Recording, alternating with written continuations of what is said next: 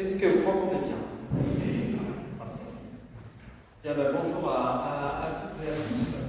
Donc, je suis Jean-Vincent Hollande, je suis président actuel de l'enseignement de l'homme. Et aujourd'hui, après notre assemblée générale, et on s'était dit que voilà, on voulait faire quelque chose qui reflète l'éducation populaire, c'est-à-dire le fait sur des questions complexes, politiques, sociales, aujourd'hui internationales, essayer de faire de l'éducation populaire, c'est-à-dire de rendre intelligibles des problèmes complexes, de rendre intelligibles au plus grand nombre, sans d'ailleurs rien transiger à l'exigence du propos et à la qualité,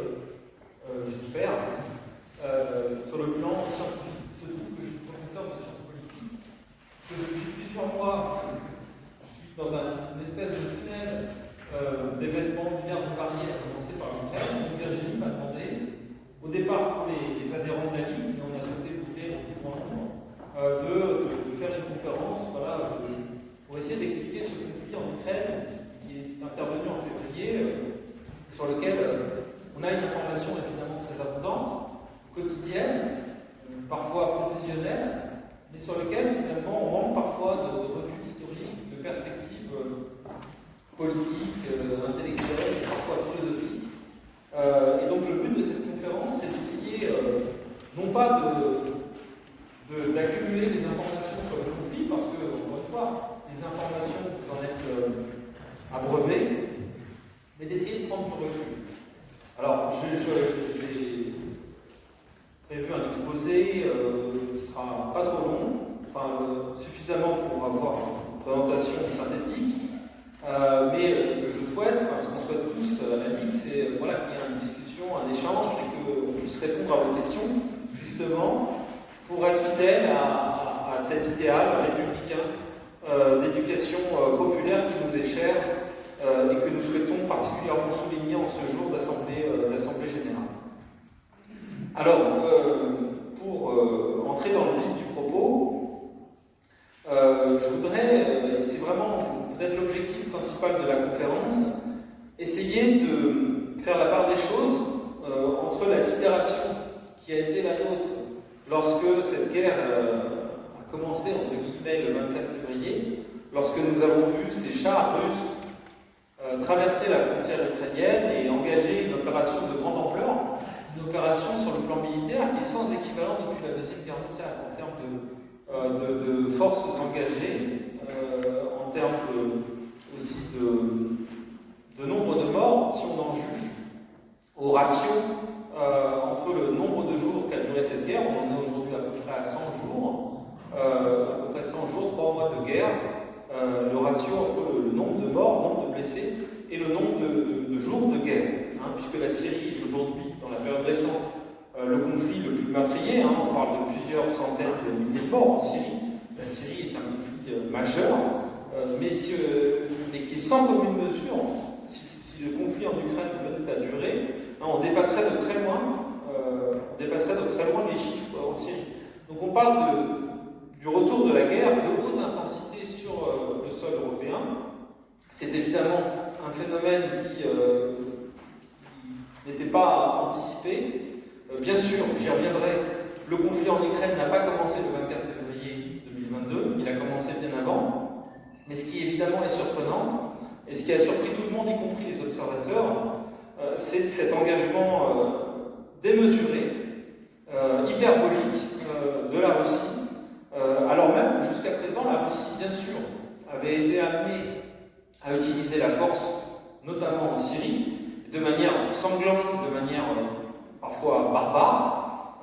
avec l'usage d'armes extrêmement létales et extrêmement destructrices. Mais disons que, et puis évidemment, la Russie utilise la force, la Russie de M. Poutine utilise la force depuis, au fond, depuis le début du régime, depuis l'arrivée au pouvoir de Vladimir Poutine à la fin des années 90, début des années 2000, puisque le conflit en Tchétchénie, qui avait commencé d'ailleurs avant l'arrivée de Poutine, a été un conflit là aussi extrêmement sanglant, que Poutine a fait la guerre en Géorgie, certes pendant une période assez courte, une quinzaine de jours, mais c'est une guerre. Et puis, sur son voisinage, la force avait déjà été utilisée. Mais, conflit en Ukraine, je dirais, n'est pas simplement un conflit parmi d'autres, c'est vraiment le moment où Vladimir Poutine a en quelque sorte montré son jeu. Jusqu'à présent, il avait fait preuve d'un certain nombre de calculs stratégiques, de modération dans l'usage de la force, et là, on voit qu'il met tous les moyens qui sont à sa disposition pour faire plier l'Ukraine. Alors, avec évidemment un succès tout relatif, j'y reviendrai, c'est-à-dire que si le conflit est amené à durer, c'est précisément parce que la guerre éclair que Vladimir Poutine et son armée entendaient mener se transforme en guerre d'usure, avec évidemment un usage massif de l'artillerie, voilà, des armes lourdes, mais sans que le résultat soit complètement au rendez-vous. Alors, évidemment, c'est un élément à prendre en compte, c'est-à-dire que si ce conflit venait à durer, et s'il venait à monter en intensité, évidemment se poserait la question du type d'engagement qui est celui aujourd'hui des forces européennes et occidentales, au premier chef les États-Unis, et ensuite les États de l'Union européenne. Et donc, ce que je voudrais ici faire, c'est d'abord peut-être vous proposer dans un premier temps quelques éléments de mise en perspective historique, sans lesquels il me semble qu'on ne peut pas vraiment comprendre ce qui se passe aujourd'hui, parce qu'en réalité, même si le conflit est surpris par son ampleur, en réalité, les intentions qui sont celles exprimées par la Russie de Poutine sont des intentions qui sont exprimées depuis au moins l'année 2007, donc depuis une quinzaine d'années, et ça, chacun le savait. Ce qui a surpris, c'est évidemment, comme je l'ai dit, l'ampleur de l'attaque. Alors effectivement, je vais commencer par là, donc dans un premier temps, donner quelques éléments historiques, et puis ensuite, peut-être repartir de la situation présente pour essayer de dessiner des scénarios, essayer de comprendre où est-ce qu'on en est et où est-ce qu'on va. Alors d'abord, comprendre les raisons profondes de ce conflit. Alors, il faut savoir que depuis 2007, en 2007, au moment de la conférence de Munich, Vladimir Poutine, qui est une conférence qui a lieu chaque année, qui réunit des chefs d'État, qui réunit un certain nombre de dirigeants et d'intellectuels, Vladimir Poutine avait déjà critiqué l'hégémonie, ce qu'il qualifiait d'hégémonie américaine, l'unilatéralisme américain, ce qui est d'ailleurs, encore une fois, sans entrer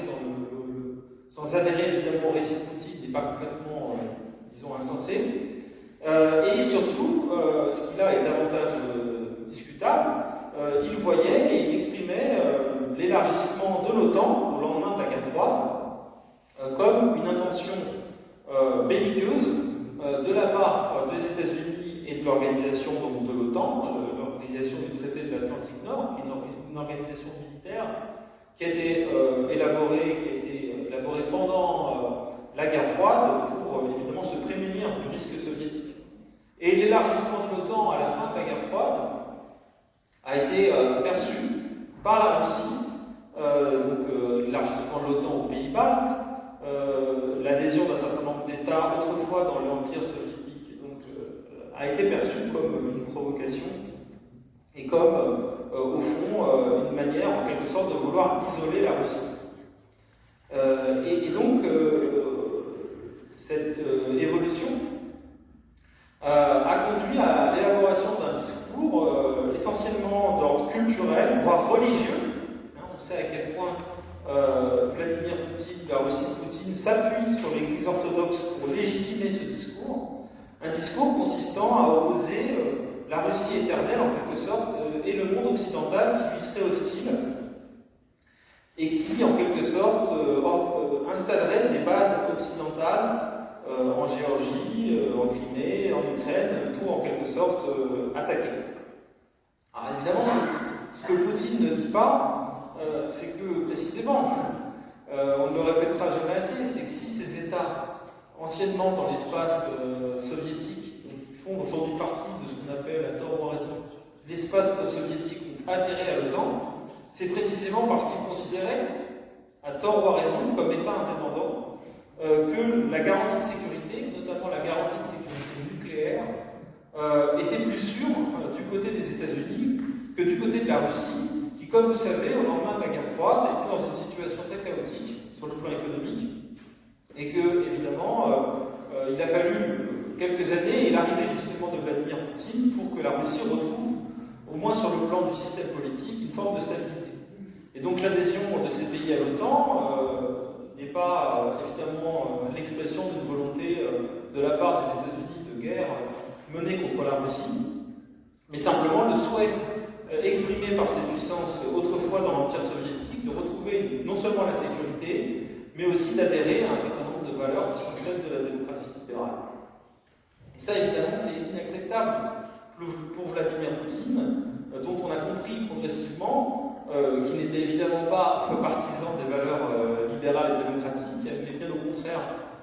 de principes autoritaires qu'on voit aujourd'hui à l'œuvre, puisqu'il faut savoir qu'aujourd'hui en Russie, il n'y a pas de médias libres, que les prisonniers, que les opposants politiques sont mis en prison, qui sont parfois empoisonnés. Et donc, évidemment, la pratique politique poutinienne est une pratique politique à l'évidence autoritaire à minima. Et donc, c'est ça, en fait, qui, d'une certaine façon, doit être pleinement intégré, et qui d'ailleurs justifie un discours peut-être un peu emphatique de la part des États-Unis, et sans doute pas complètement efficace, mais qu'il y a aujourd'hui un conflit d'ordre idéologique, politique, et même peut-être jusqu'à un certain point culturel, entre les régimes se réclamant de la démocratie libérale, qui eux-mêmes d'ailleurs sont en crise, ne nous le cachons pas, et puis des régimes autoritaires, la Russie et la Chine, qui finalement aujourd'hui apparaissent comme étant des modèles plausibles dans un contexte justement de crise de la démocratie. Ça, c'est le premier élément qu'il faut noter. Ensuite, à un deuxième niveau, il faut envisager évidemment cette relation très complexe, dont je ne suis pas d'ailleurs spécialiste, et sans doute qu'un spécialiste de l'Ukraine pourrait mieux en parler que moi. Je pense notamment, si ça vous intéresse, à ma collègue qui était venue il y a quelques années à l'Université pour tous, Alexandra Boujon, qui vient de sortir un remarquable livre sur l'Ukraine, et qui justement montre bien que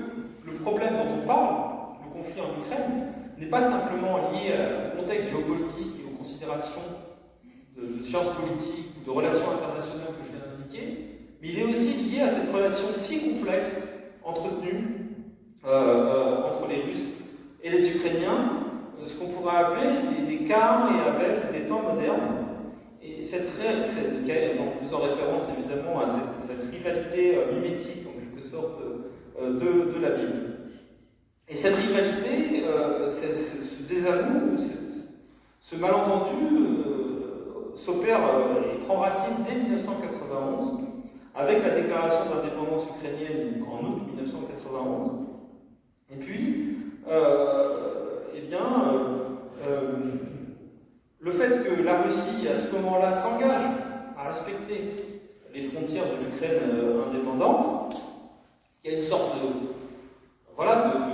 pacte de non-agression, si j'ose dire, qui est convenu entre les deux puissances. Mais en réalité, lorsque l'Ukraine, à partir de 2004, va peu à peu tourner son regard et se tourner vers l'Europe, notamment l'Europe démocratique, à partir de la Révolution orange, les relations qui étaient jusque-là relativement cordiales vont devenir précisément, en raison de ces divergences idéologiques, vont devenir beaucoup moins cordiales.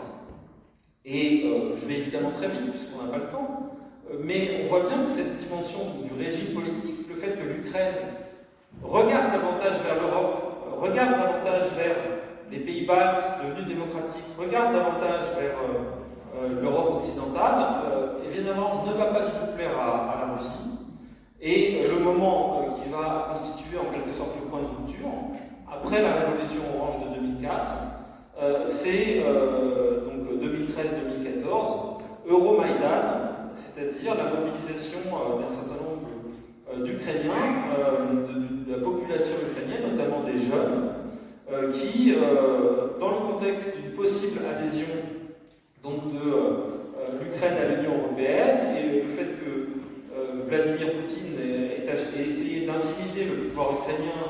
et donc d'empêcher cette adhésion, face à cette ingérence russe en quelque sorte,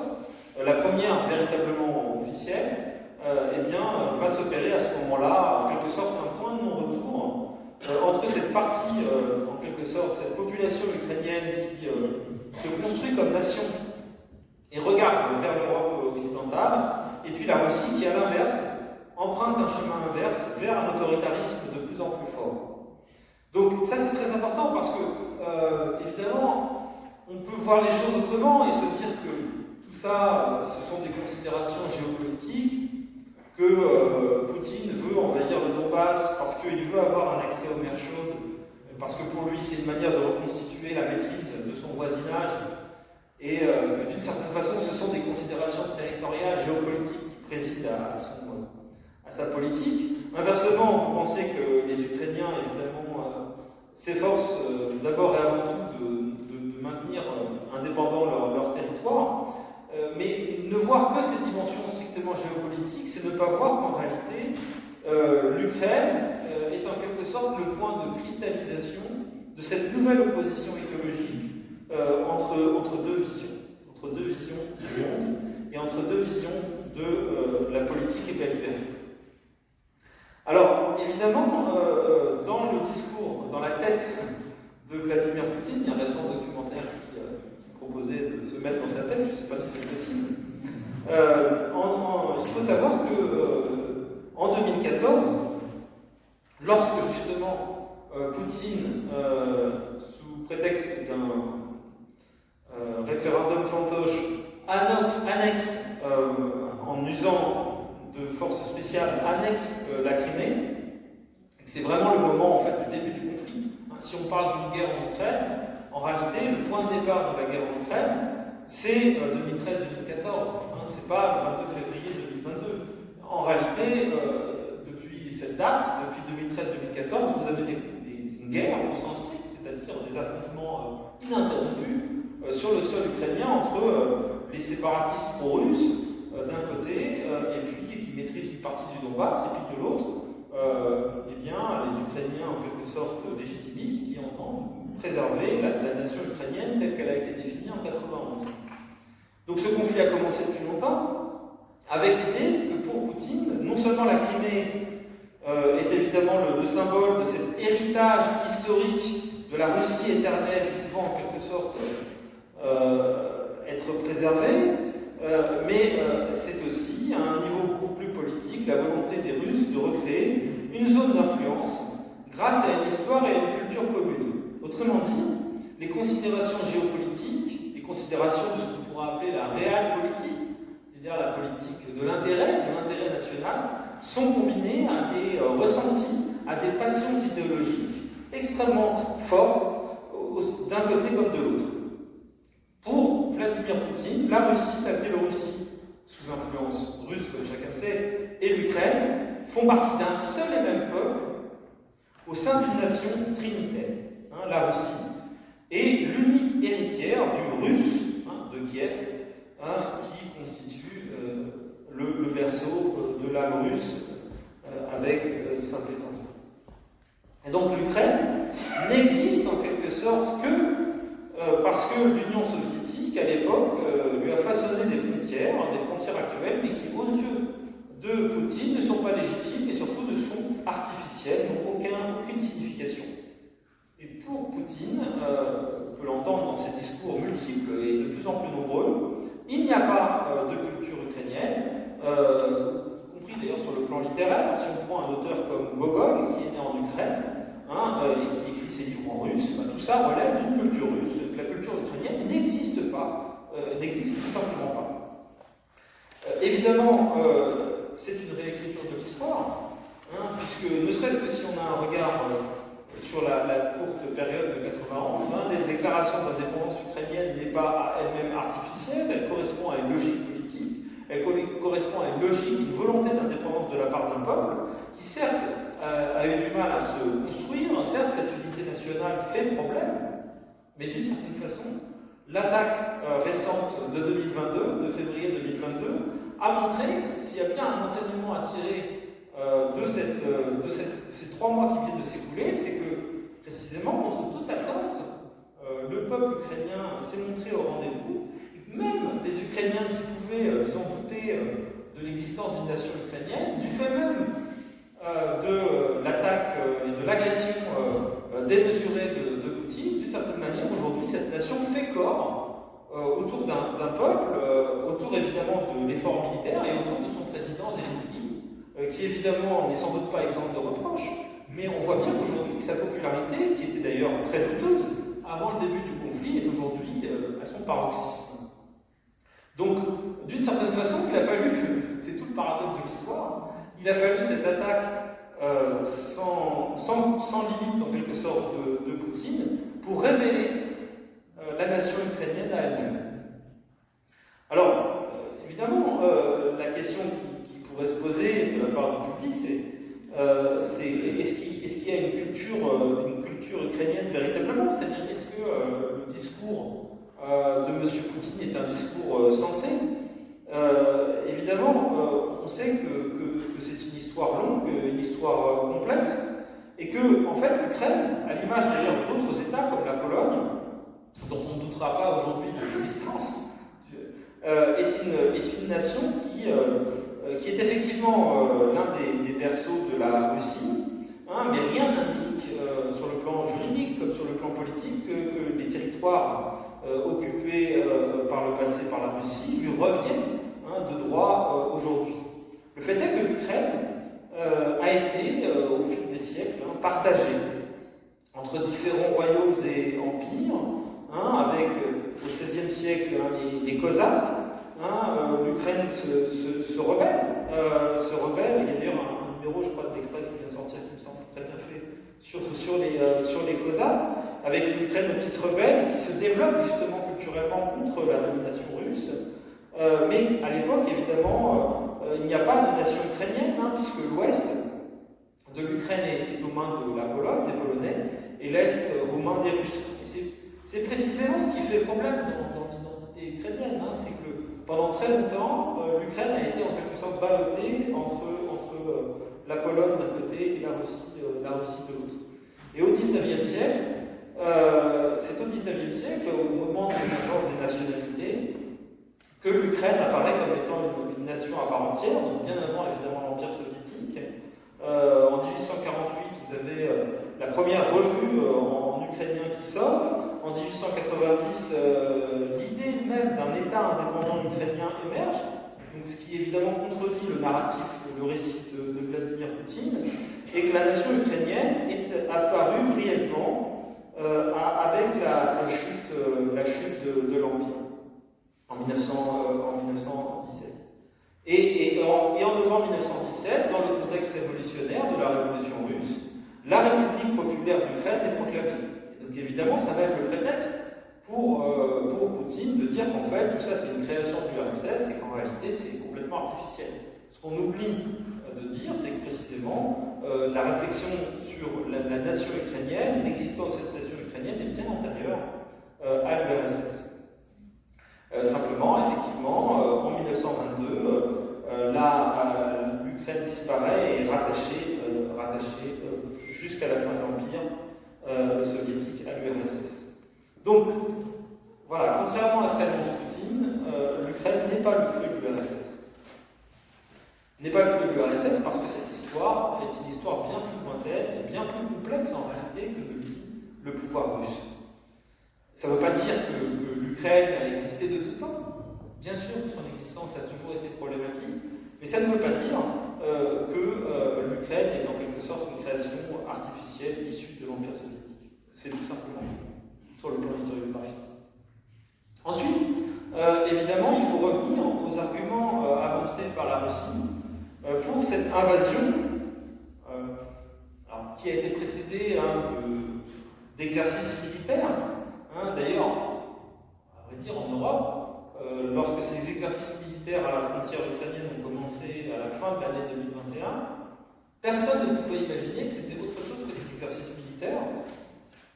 Il n'y avait guère que les Américains pour d'emblée prendre au sérieux, par un renseignement sans doute plus fiable que celui des Européens, le projet qui était celui de Poutine. Et donc à ce moment-là, Poutine commence à développer un discours. D'ailleurs, c'est assez étrange parce que, évidemment, il ne s'agit pas de psychologiser à l'extrême, Mais le discours de Poutine enfin, le fait qu'il va beaucoup s'exprimer sur l'histoire russe, l'histoire ukrainienne, et développer tout ce récit qu'on entend aujourd'hui, ça s'opère à la fin de l'été 2021,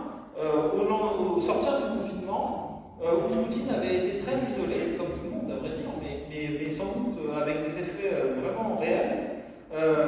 Et sans doute que c'est dans cette période-là que le projet a été envisagé, a été élaboré. Et donc le discours, c'est de dire que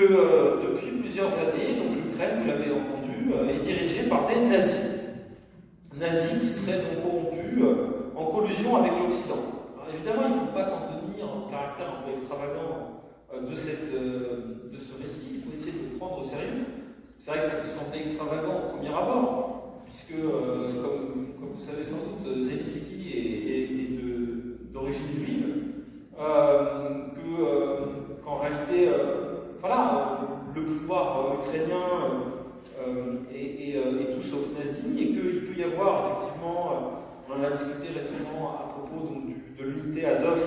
qui était dans l'usine du même nom au moment de la crise de Mariupol. Il y a effectivement un certain nombre d'éléments de ces unités qui peuvent être des nationalistes ukrainiens, tendance extrême droite, comme il en existe là aussi un peu partout.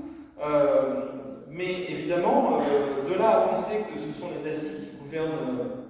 ou des néo-nazis ou des pro-nazis qui gouvernent l'Ukraine, évidemment, tout ça est tout de même assez extravagant. Mais il faut le prendre au sérieux. L'idée, c'est de dire qu'il faut, c'est le discours de légitimation de l'invasion, au fond, et c'est ce que va dire Lavrov, le ministre des Affaires étrangères russe, que la Russie est en quelque sorte obligée d'intervenir par une sorte d'opération, en quelque sorte quasi humanitaire, pour protéger en quelque sorte les populations russophones qui seraient victimes d'un génocide et qui seraient en quelque sorte pourchassés par le pouvoir ukrainien parce qu'ils sont russes ou qu'ils parlent russe. Que la langue russe serait en quelque sorte discriminée, voire interdite par la loi. Ce qui est évidemment extravagant. Ce qui est extravagant, ça ne veut pas dire qu'il n'y a pas d'opposition entre les pro-russes et les pro-ukrainiens, mais en réalité, ce discours est un discours qui montre bien que ça va au-delà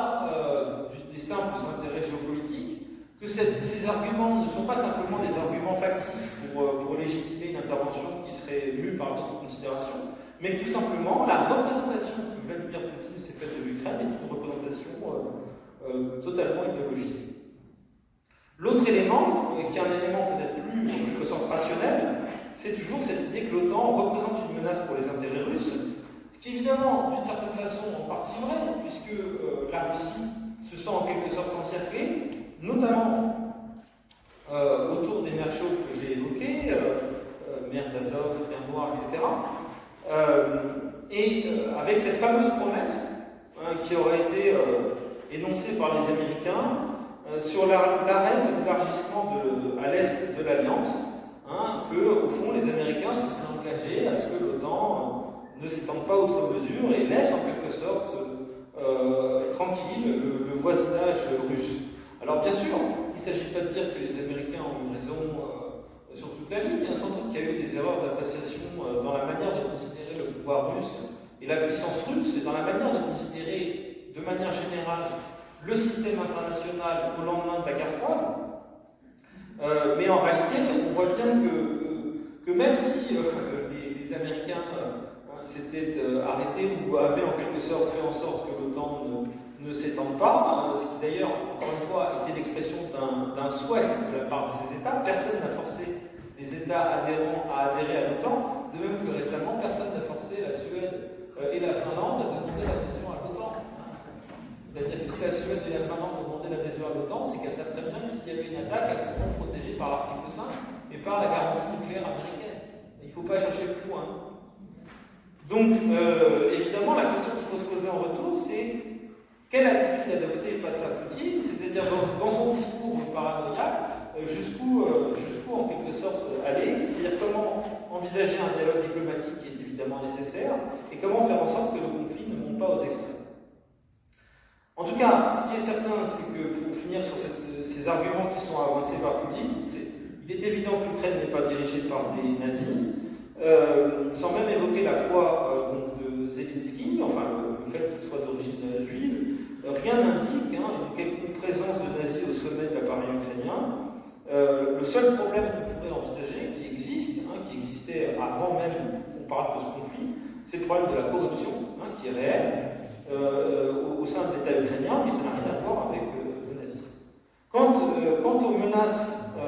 qui seraient proférées ou qui existeraient envers les populations russophobes, tous les rapports des organisations internationales, notamment l'OSCE, aucun de ces rapports, pourtant bien informés, n'a trouvé de traces de menaces contre la langue russe en Ukraine, contrairement à ce que Lavrov affirme. Et concernant l'OTAN, évidemment, il n'y a aucune trace d'une promesse des Américains envers Gorbatchev. L'adhésion des pays dans l'Alliance s'est toujours fait dans le respect de leur souveraineté, ou alors ce serait considérer tous ces États comme des moins que rien, de dire qu'ils ne sont pas capables de décider par eux-mêmes, ce qui serait une attitude pour le coup essentiellement paternaliste. Les États récemment souverains sont capables de décider ce qui est bon pour eux, et les Américains comme les Russes n'ont rien à dire à cela. Les choix de sécurité qui sont faits par la Pologne, qui sont faits par la Roumanie, qui sont faits par les Pays-Bas, sont des choix de sécurité qui sont faits par des États indépendants et qui ont choisi de s'associer avec les pays dont ils jugeaient bon, avec lesquels ils jugeaient bon de s'associer. Alors j'en viens à la troisième et dernière partie de mon propos, qui est au fond la situation maintenant du conflit,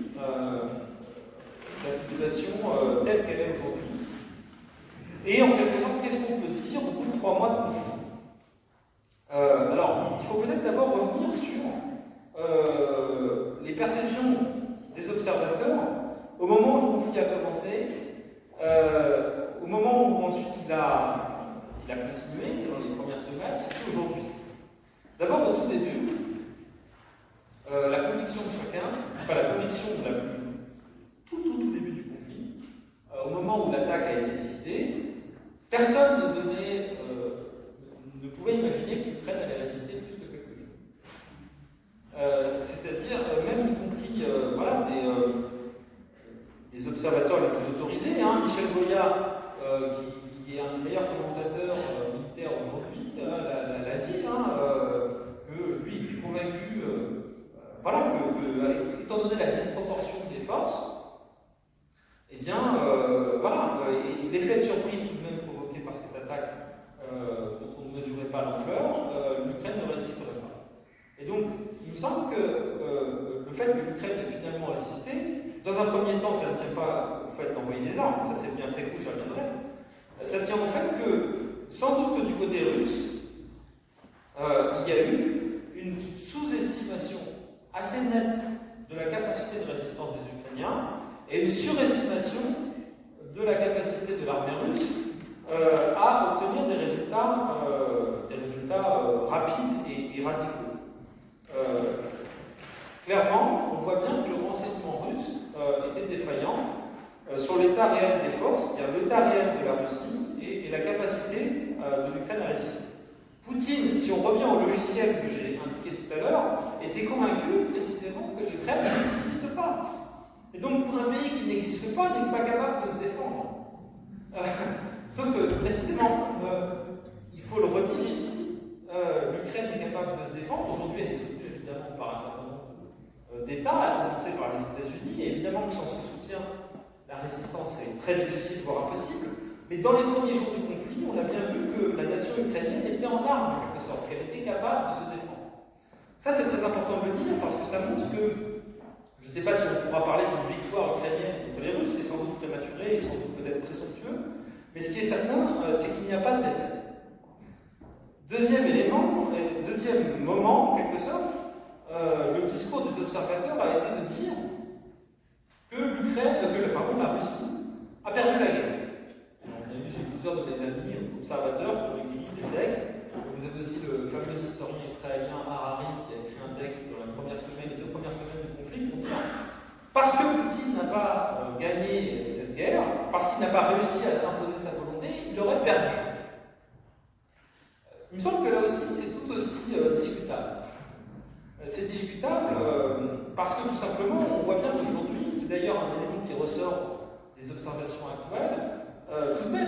Russie a beaucoup de mal à avancer, il y a beaucoup d'échecs, il y a des batailles perdues, d'autres remportées, mais le fait est que la Russie avance très difficilement, au prix d'efforts immenses, au prix de pertes humaines qui se chiffrent en dizaines de milliers. Hein. Il faut quand même avoir ça à l'esprit. En dizaines de milliers, voire davantage, aujourd'hui. On ne sait pas véritablement, mais en tout cas, le ratio est très impressionnant.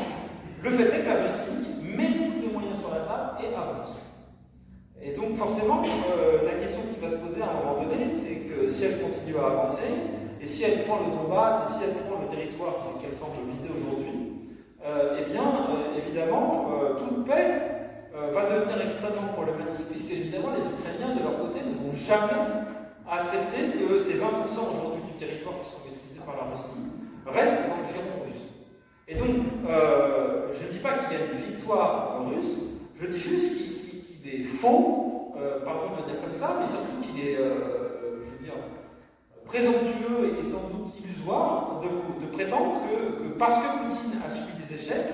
parce qu'il a du mal à imposer sa volonté face à une nation ukrainienne en armes, il aurait nécessairement perdu la guerre. Parce qu'en réalité, si ce conflit continue, en dépit des sanctions, en dépit de l'affaiblissement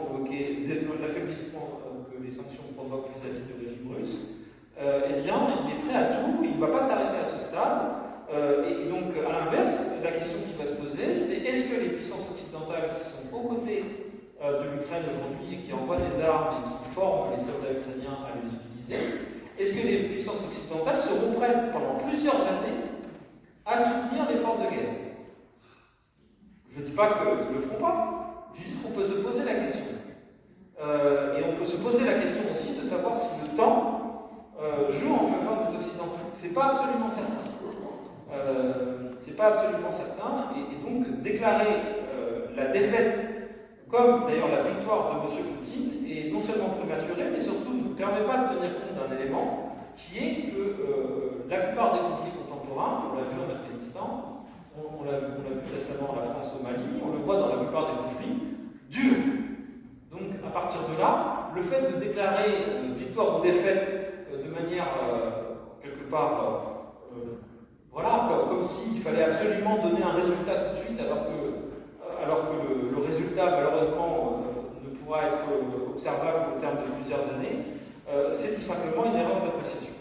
Et donc il me semble qu'au contraire, il faut se garder de toute diagnostic consistant à dire que l'un ou l'autre a perdu la guerre, ou l'un ou l'autre a gagné. Il faut simplement tenir compte du rapport de force tel qu'il évolue, et se dire que de toute façon,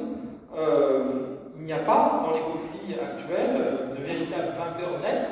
ou de déchus. Si on prend l'exemple de l'Afghanistan, bien sûr c'est un échec américain quand les Américains ont quitté l'Afghanistan lorsque les talibans sont revenus au pouvoir. Militairement, les Américains n'ont pas perdu la guerre. En revanche, ils n'ont pas réussi cet objectif qui s'est sans doute d'ailleurs démesuré et illusoire à empêcher les talibans de garder la maîtrise du territoire. Parce qu'il faut bien faire la part des choses entre la dimension militaire et la dimension politique. Et au fond, ce qui permettra une sortie de crise, c'est évidemment le fait à un moment donné de trouver une solution politique. Ce qui évidemment est très complexe dans le cas dont on parle, puisque, encore une fois, la Russie considère que ça fait partie, que l'Ukraine fait partie de son territoire, et l'Ukraine n'est évidemment pas prête à laisser ni le Donbass, ni quoi que ce soit d'autre. Donc l'enlisement est en quelque sorte, je dirais pas inéluctable, mais en tout cas c'est sans doute le scénario le plus probable. D'autant que, si on regarde la dimension plus militaire, le rapport de force est en fait plus équilibré qu'il n'y paraît en termes de soldats, dans la mesure où l'Ukraine mobilise toute sa population pour combattre. Finalement, le rapport de force est plus équilibré qu'il n'y paraît aujourd'hui. Que précisément la mobilisation rapide des réserves ukrainiennes a empêché la chute de Kiev. Ça a été un élément déterminant dans le fait que Kiev a pu résister. Finalement, ensuite, Poutine a révisé ses objectifs pour se concentrer sur le Donbass. Au fond, le fait que la grande majorité des soldats ukrainiens a connu justement la guerre dans le Donbass depuis 2013-2014 fait que, évidemment, les soldats ukrainiens sont entraînés et sont capables de résister et de durer. Et puis inversement, les Russes, eux, ont montré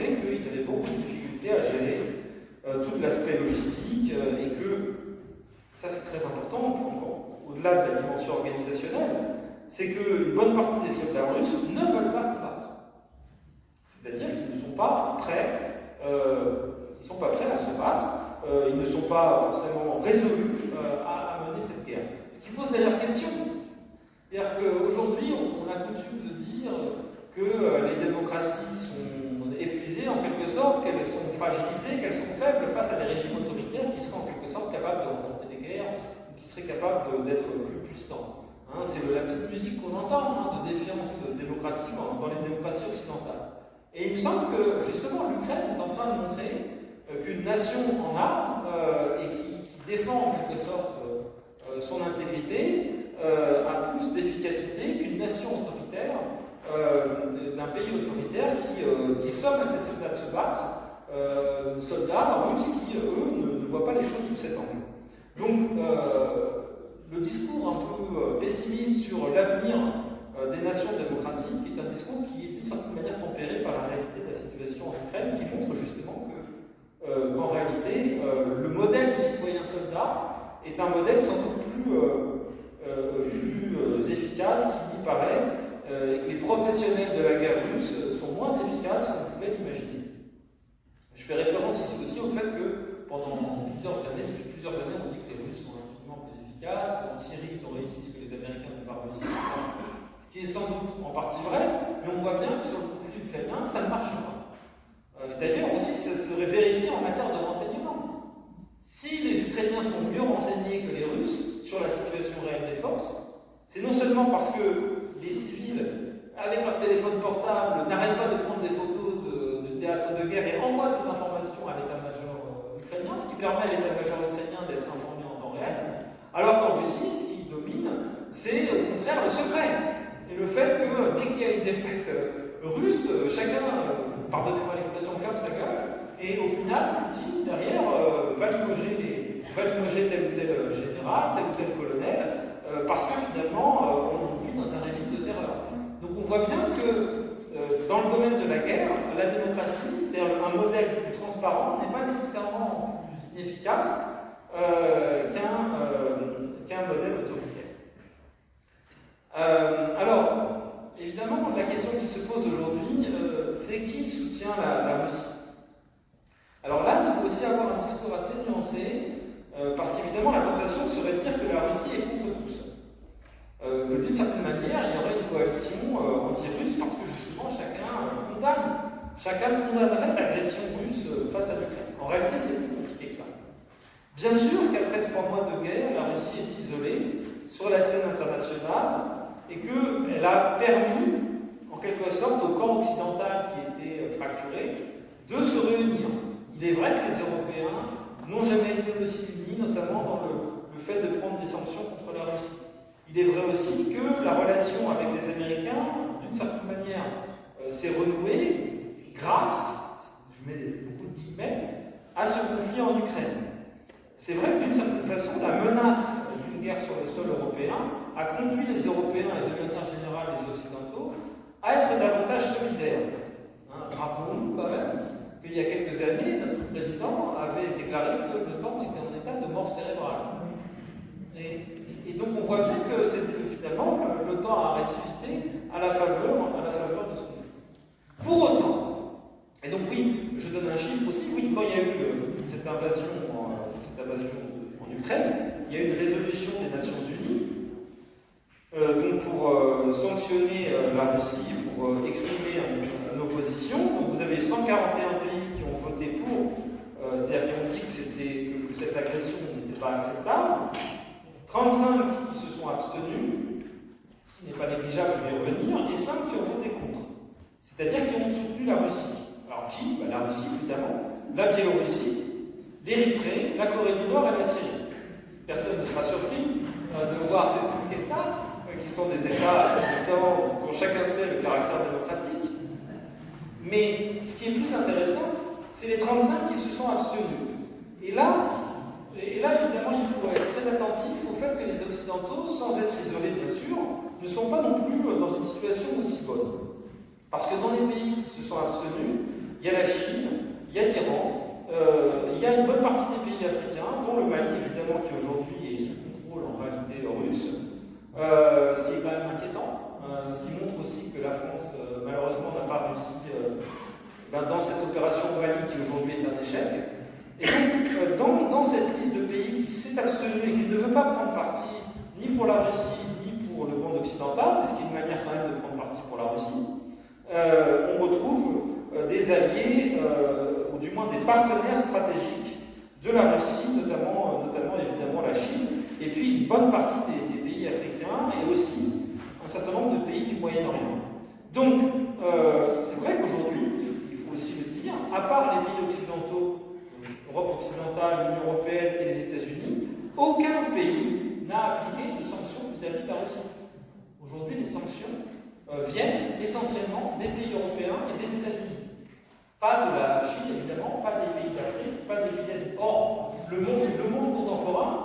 qu'on le veuille ou non, c'est pas que le monde occidental.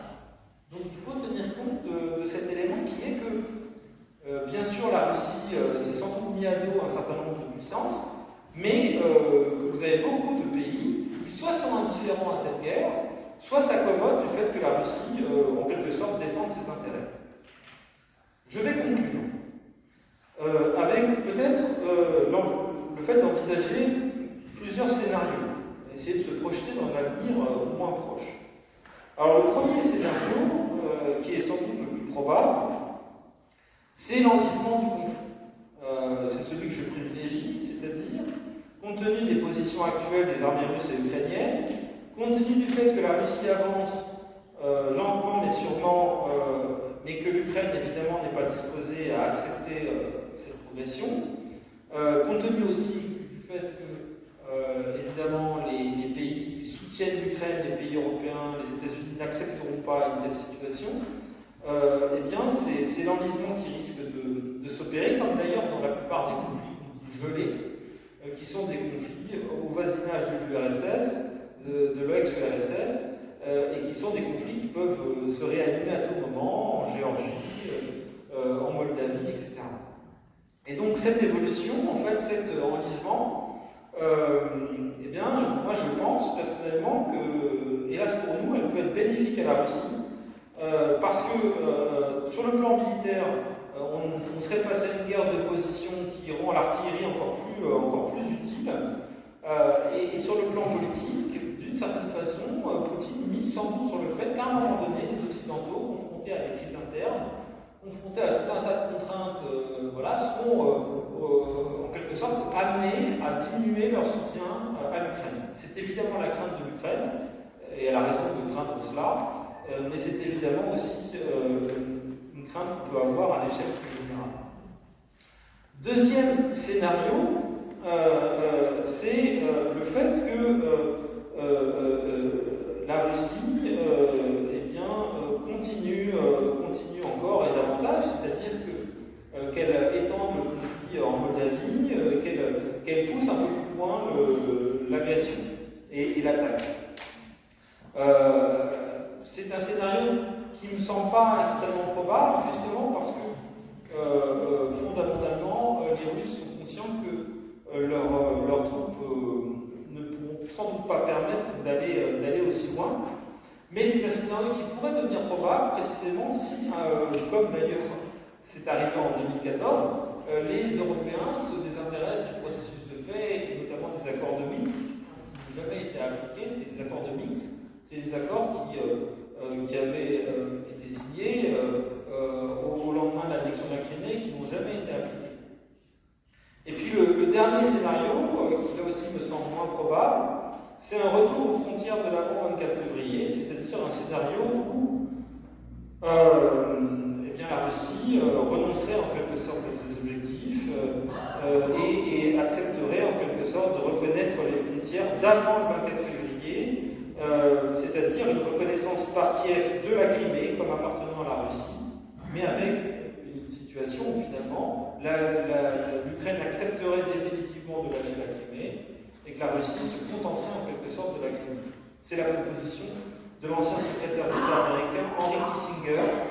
lors du dernier forum de Davos. C'est le fait qu'il faut donner en quelque sorte un os à ronger à Poutine pour qu'il ne puisse pas dire à sa population qu'il a perdu. Lui dire, faire en sorte en quelque sorte ce serait déjà bien que centre la Crimée. Sauf qu'évidemment, vous l'avez compris au regard de ce que je dis précédemment, c'est tout simplement inacceptable pour Poutine. Poutine ira jusqu'au bout, en tout cas au moins jusqu'au bout de sa volonté de conquérir l'ensemble du Donbass et de toute la partie, le flanc sud, qui permet un accès aux mers chaudes, non seulement parce que c'est son intérêt stratégique, mais aussi parce qu'il a besoin d'une victoire. Je vous remercie.